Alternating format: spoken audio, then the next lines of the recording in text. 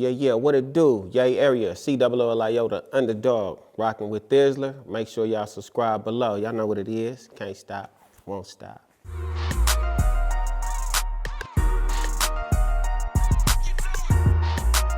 With an Undadogg. Well, I started out Coolio. Actually, my first birthday cake had Coolio on it. Happy birthday, Coolio.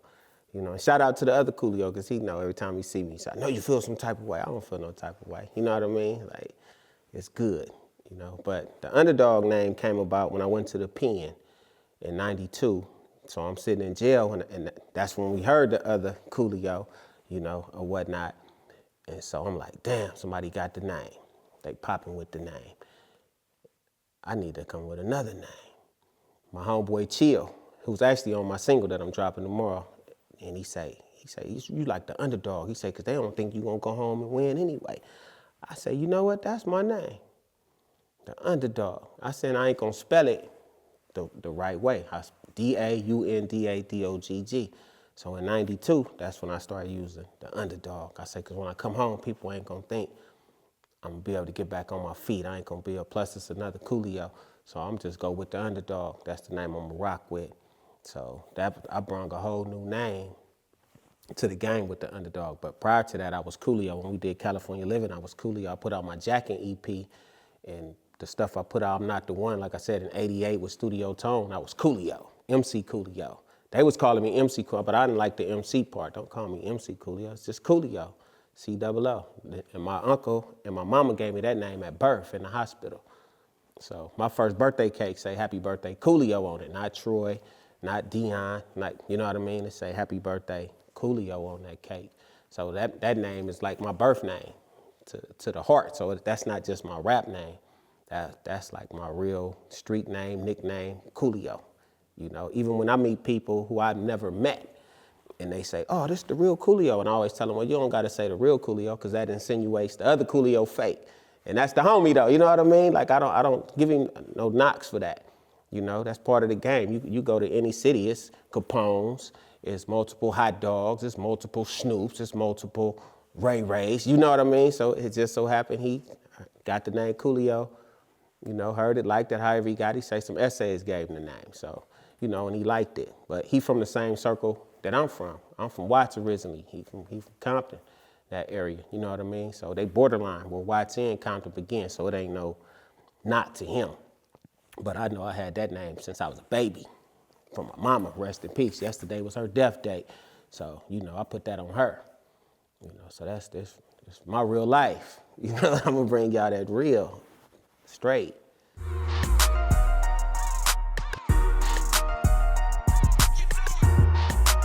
Shit, I didn't even want to come, to tell you the truth. I didn't even know where Vallejo was. Like I knew what the Bay, San Francisco, Oakland, like I knew that area. Like I didn't know where Richmond was, Vallejo, Fairfield, none of them areas.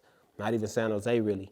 And so my mother, she got married to one of the guys from my hood, Reds, my step pops. He from my hood, from Grape Street.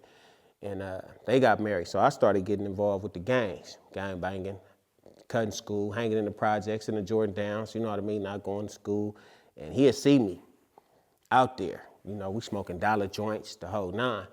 And go tell my moms, like, but not in like snitching, but like, Coolio need to get away from here because he gonna get caught up, you know, in these gangs. Like, he one of them ones, you feel me? Like, he a torpedo out there, you feel me? So I want to save him. So he had family in the Crest, the Abraham family, you know. And so he told my mom, like, we need to take Coolio to the Bay. And so when they told me, I'm like, I'm not going to the Bay. Y'all could go. Even my grandmama, she opposed it. Like, no, he can come live with me. If y'all gonna move to the Bay, he can come stay with me. My grandmother stayed around the corner on Corrosis, you feel me? So he can come stay with me. He can go to school from here, whoop-de-whoop. But my mother like, no, he gonna be in trouble out here. He getting caught up. So 3 weeks go past. We make the '88, coming into January, New Year's. It's Christmas break, because you get back then you had the 2 weeks. They probably still do it now. I'm not familiar with it.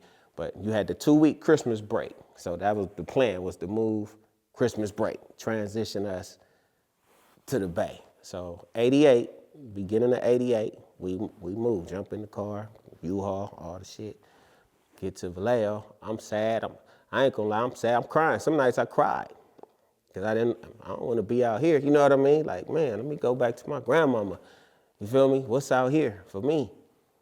You know, but once I start meeting people, one of the first people I meet, Freaky D, who over there, you know what I mean? And EB, my partner EB, and they like, you a Crip, you from LA? Like, you know what I mean? Like, oh, okay, they asking questions about gangbang, you know what I mean? Like, what's that like? Like, woo, woo, woo. But we hustling still though, like the whole time we hustling, like we selling dope, popping, whatever, with my cousins now. And I just linked up with EB now and with Freaky D now, and we got tight. So I was like, okay, these niggas is cool. Because at first I thought it was gangs too, like Crips and Bloods. Because this, keep in mind, this is the first time I ever left LA. Like I ain't been to nowhere. I ain't never been to Miami. I ain't never been to New York, Chicago, Portland, San Diego, nowhere. This is the first time I ever left Watts, you feel me, to the Crest. So I'm like, is these niggas gang members? What is these niggas on? You know what I mean? Like, what's the temperature out here? But once I got to the Crest and meeting everybody, Ben, rest in peace, like he was one of the first people I met, Baby Frank, the Gowans family. So they all became like my real family, but they embraced the Crippin'. So they was like, oh, he don't wear red. So they stopped wearing the red. You feel me? Like, okay, well, let me go take this off, Loke. Let me go. I'm like, but I'm not tripping. No, y'all cool. Y'all can keep that on. But out of respect still, niggas was like, no, nigga, like, you a Crip, nigga. We ain't wearing no red either then. You feel me? And so in comes Mac Dre. But he wasn't Mac Dre at the time. It's MC Dre. You feel me? So EB brung him, because I had a song with Studio Tone. I hooked up with Studio Tone with the music. And DJ Cease, rest in peace. And they put me in the studio. Tone was trying to give me a deal with Capitol Records. So we did like a 4-song demo. And we put out a song called I'm Not the One in 1988. So when we did I'm Not the One, that was like a popular song through Vallejo, through the Crest or whatnot. Niggas like, oh, that's a nigga out here from LA, this nigga hard. He bussin'. And so Enrique Daddy had a little mixtape out. AT, it's another dude from the Crest named AT. They had some stuff out. But I like they stuff too, you know. And so that little tape got to circulating. Dre heard it. And so EB brought Dre to our house on Marsh Street. He was like, man, he be rapping too. He want to link up with you. I had a little 4-track studio that Studio Tone gave me just so I can play the piano and record my little shit just playing. And Dre was like, nigga, let's work. Let's do some stuff. And so that's how we all merged. And we used to be on Leonard Street, go on Leonard Street, kick it, hang.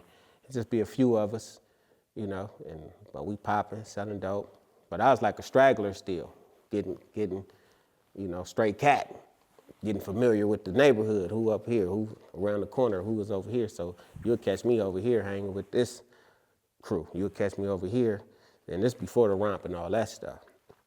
So once we start getting tighter and closer on Leonard Street, me, EB, Ronnie Wags, Ray, Freaky D, then Kilo and Cleet, like they were the last two to round up to come around. So Kilo and Cleet start coming around, hanging with us. So my homie Jamie 8, rest in peace.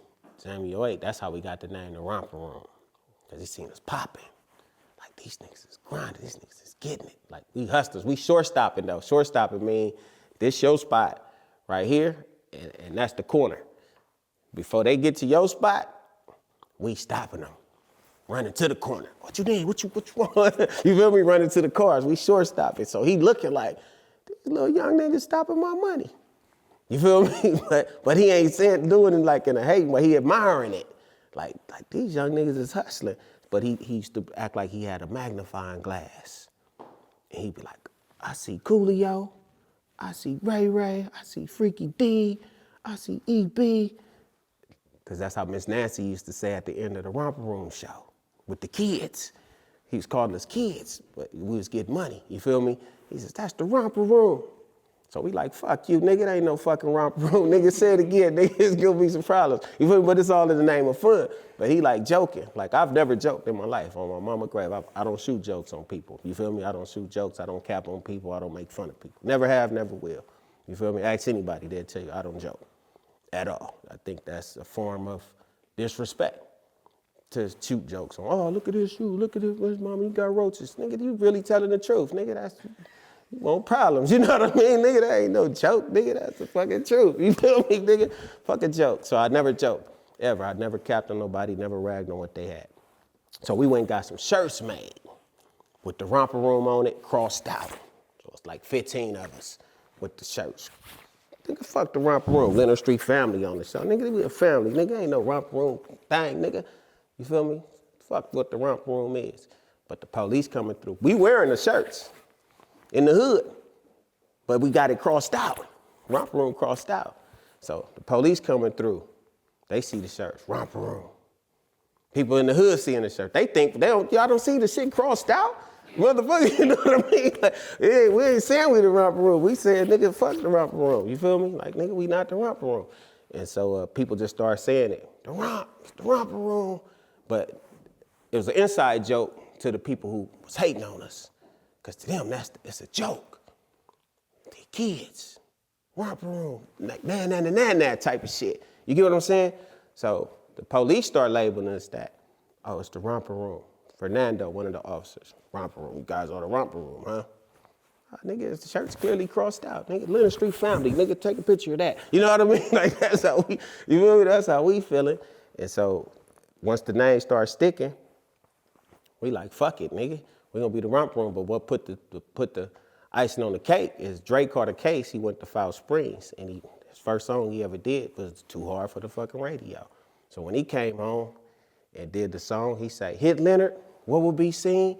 20 young niggas getting full of the heme, it's the Romper Room. And you know who I am, the Mac Dre, so get with the program. So after that hit, niggas like, oh shit, them niggas embraced it and turned it into some gangster shit, like, oh shit, you feel me? And so once he say, beware of the 4-door Delta, get your crew if you think they can help you. Step up, but not too close, cause the crest side popping the most, and that's the whole at this point. So now we thumping, we shootouts, whatever you want, nigga. Yeah, it's the Romper Room, nigga. Now we take the cross off the name. You feel me? Now we going to get the hats and the jackets and the, you feel me? Nigga, it's Romper Room then. Since y'all wanna, you feel me? And that's the same with how Dre embraced Furl. Like, that was like an inside thing to them. Like, Furl was like from Three's Company. So people used to be like, man, Dre be doing some clumsy shit sometimes, like Furl from Three's Company. Whoop, whoop. And so niggas start calling him Furl, like, man, he acting like Furl. So he embraced it. He just, but Furl the owner of the building. You feel me? Like, yep, nigga, I'm Furl, nigga. Furl, you can call me that. So this is real shit. Like niggas don't give that real game. When I seen all the interviews and everybody do their interviews over the years and all this shit, I just be quiet because I say my own. I always had Caviar Records. When I turned 18, I started Caviar Records when I was 18. Before it was any other labels, any other shit. So I'm not gonna run from something. I started. It was niggas that called me from other states, other cities. Man, come merge with us for this. Man, come fuck with us for this. No, I'm good. I'm straight. I'm a natural born hustler. I started from like I said, I'm from Watts, where we put sand in our cans and stumped on them. You feel me? And fill them up. Take 5-6 bags to the. This back in the days though, when they just weighed your cans. They didn't open them enough. We put a little bit of sand. Don't put too much, cause you get suspicious. You feel me? My uncles them gave me that game. Put a little bit of sand in each can, stump on it. Go get that money. You feel me? From stealing bikes, going to Southgate, stealing bikes. We'll go over three people on one bike. One of my homies on the handlebars, another one of my homies standing up on the back. But when we come back from Southgate and Huntington Park, we coming like this with 2 bikes. You feel me? Everybody got their bike. And we'll go to the hood and we'll break them bikes down and build our own bikes. You feel me? From even me and my homeboy Kill, from my mama giving us our old jewelry and we going to sell it. And we got kicked out of school for that, like that. So I always been a hustler, so I never looked at another person and say, oh, I want what he got. I never wanted what nobody else had. Never. Still don't, to this day. I never looked at another person's car, another person's jewelry. Never in my life. People that know me, they know that. Like, I don't want nothing you got. I want what I want. You feel me? If you got something I want, I don't want it. I've actually seen dudes went and bought shoes and seen dudes in them shoes and never wore them shoes again. He got those? I don't want nothing he got. He got that car. I don't want that car. I want my own car. I'm gonna wear it for my own style. Like, I'm plain.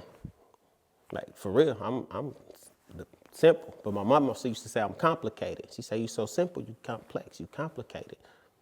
You know, we'll go to a fancy restaurant. All I want is cheeseburger and fries. She's like, I brought you way over here just to get some chocolate. I could have made this at home. I told you that at home. That's all I wanted was cheeseburger and fries. I don't eat none of this stuff. You feel me? I'm simple, I'm plain. You just make everything complicated. No, I just told you at home all I wanted was some cheeseburger and fries. So take me to any restaurant. I don't care what we at, cheeseburger, fries.